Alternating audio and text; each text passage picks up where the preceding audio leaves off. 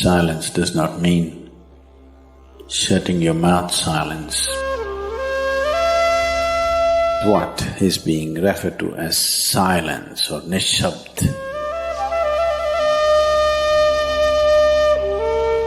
One cannot do this. One can become this. See if you can articulate the same things that you're saying with half the number of words. Suddenly you will become extremely conscious of everything.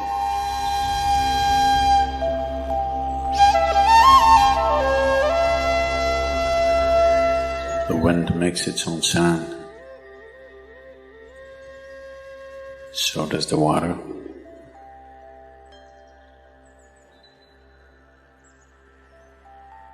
So does the earth. In fact, so does the sky.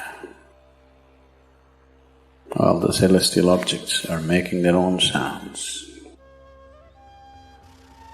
There are sounds of pain, sounds of pleasure, sounds of misery, sounds of joy.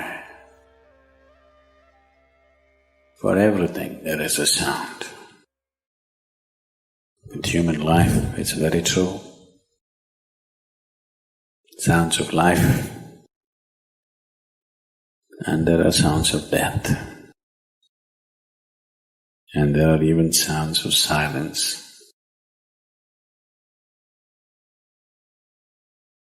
So this complex amalgamation of sounds, different kinds of sounds, creates different intent, different levels of compulsiveness, different levels of bondage, and different possibilities of entanglement.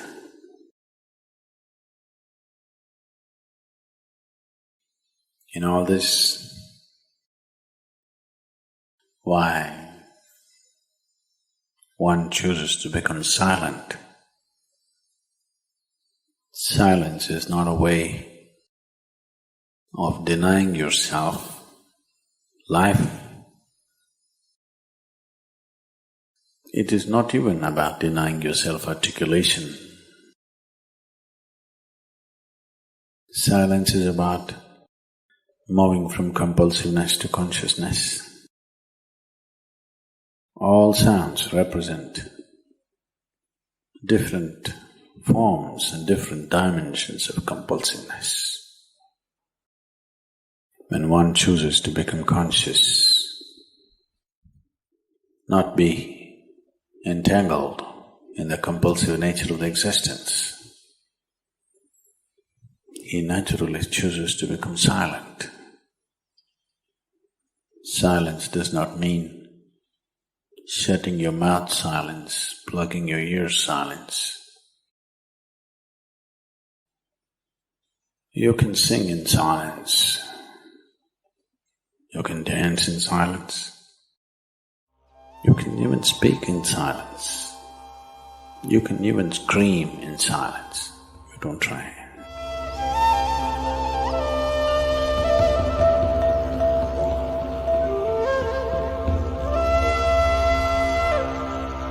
That does not mean when everybody is silent you scream. That is not screaming in silence.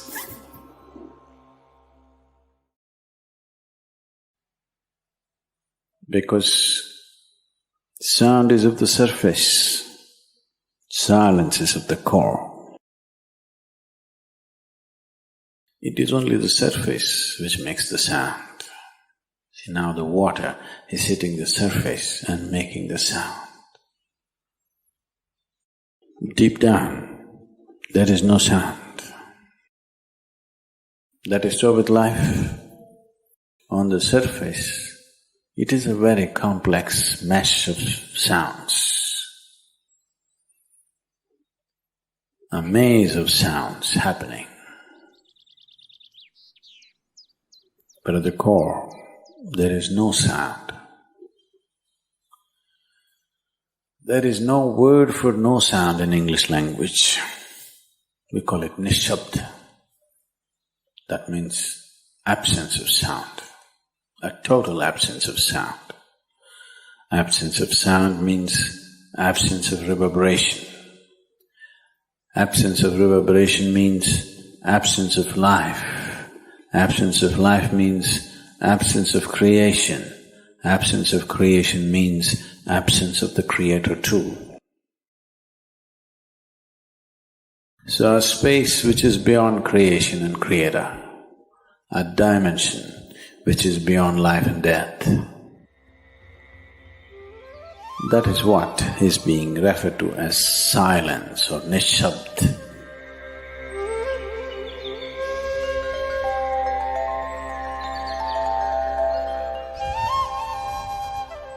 One cannot do this. One can become this.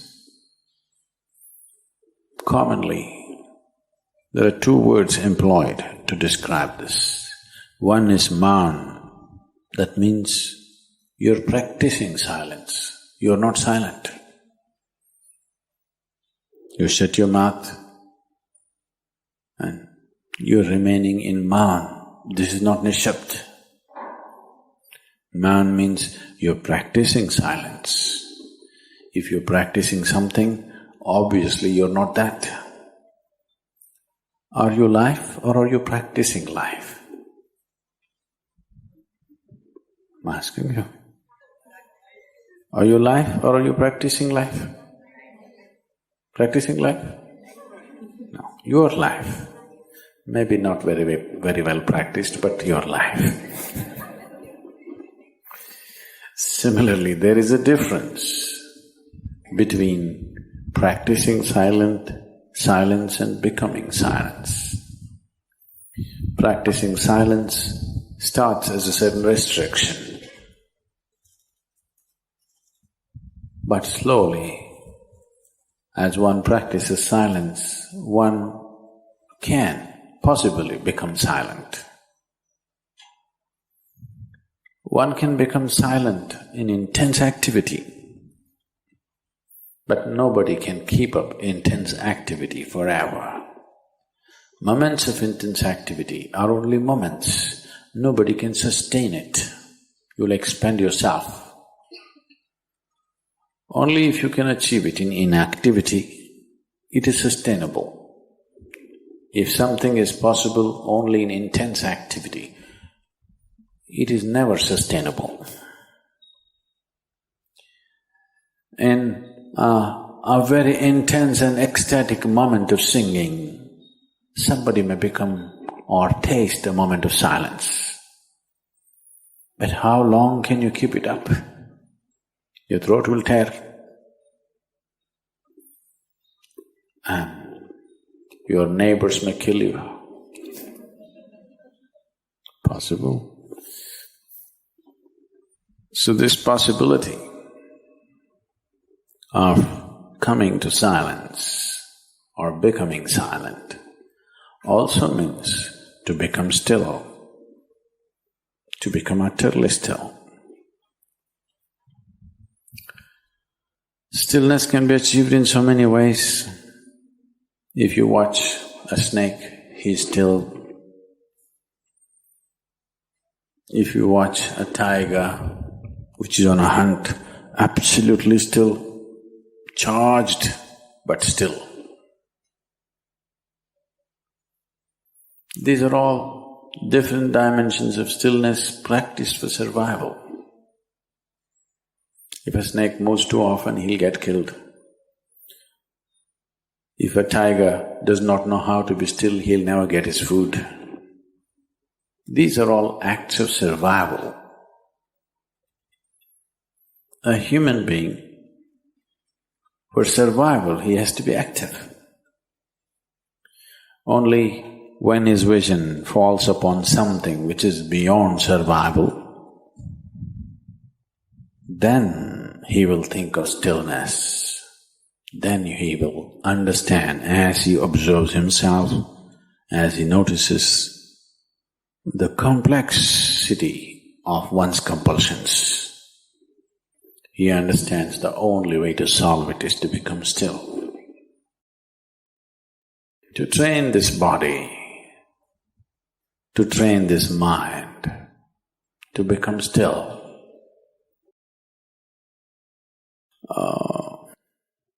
Takes some effort. If one is simply blissed out, he will become still. But otherwise one has to work bit by bit, one has to work to bring this body to absolute stillness. Most people cannot hold their body in one place for any length of time. They're all the time in moment.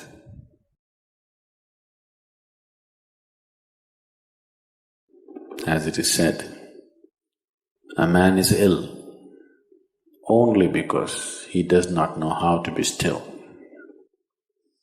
Because in stillness, you're in touch with a dimension way beyond creation. Once one is in touch with that, there is no such thing as illness.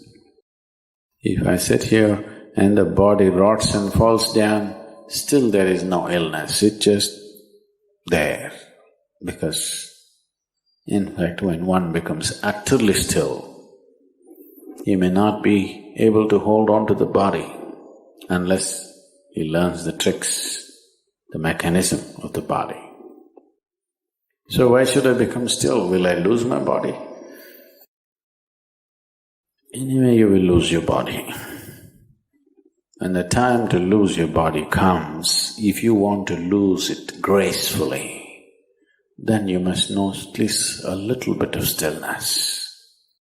If you want to put your body down like you can put this piece of cloth down, with the same ease, with the same gracefulness, then you need to have some stillness in you. Otherwise, you and your body, you have to be torn apart, which is an ugly thing to do. When you're being torn away from your body, it is an ugly and painful thing to do, unless you can keep it down. There's no grace in life. So if one has to attain to that grace, at least a certain amount of stillness has to enter your life. For this to happen, a certain level of silence has to enter your life. If right now it is not coming, at least practicing a little bit of Maum. In an hour, if you're speaking 1,573 words right now, how many more? How many words do you spit out in a minute? 1,573, you're actually doing that many? I thought that's impossible. Okay, I believe you. So whatever number you're doing, see if you can articulate the same things that you're saying with half the number of words. Suddenly you will become extremely conscious of everything. Right now, our oral diarrhea is happening. If you're doing 1573, it's diarrhea, okay. Now, if you have to hold back half the words and still say the same things, now you have to be very conscious, otherwise you cannot say it. Just try this and see. Tomorrow, one day. In an hour, normally what number of words you utter, make it half. Don't curtail your activity, still say the same things. But with half the words, how wonderful the whole world will feel, you know.